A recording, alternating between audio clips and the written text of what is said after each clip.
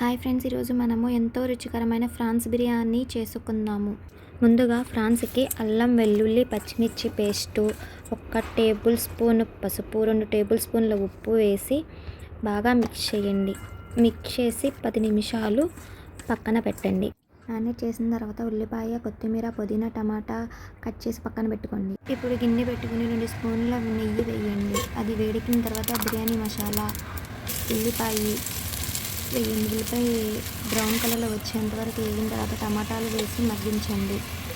ఇందాక మ్యారినేట్ చేసుకున్న రొయ్యలను తీసుకుని దానిలో వేసి బాగా కలిపి కొంచెం వేయించండి. 10 నిమిషాలు ఆగిన తర్వాత కొత్తిమీర, పుదీనా వేసి బాగా కలపండి.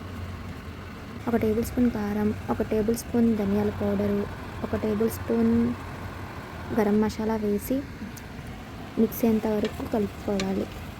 ఇప్పుడు రొయ్యలు బాగా ఉడికిన తర్వాత మనము ముందుగా 10 నిమిషాలు బియ్యాన్ని నానబెట్టుకోవాలి. ఇలా బియ్యం నానబెట్టిన వాటిని గిన్నెలో వేసుకుని ఒకసారి కలుపుకొని పెట్టుకోవాలి. ఇప్పుడు 1 కప్పు బియ్యం తీసుకుంటే 1 కప్పు నీళ్లు పోసుకోవాలి. అలా ఎన్ని కప్పులు బియ్యం తీసుకుంటే అన్ని కప్పులకి సరి సమానంగా నీళ్ళు తీసుకొని పోసుకోవాలి. ఇప్పుడు 2 టేబుల్ స్పూన్ల సాల్ట్ వేసి ఒకసారి తిప్పుకొని మూత పెట్టి ఉంచాలి. అంతే, ఎంతో రుచికరమైన రొయ్యల బిర్యానీ రెడీ అయిపోయింది.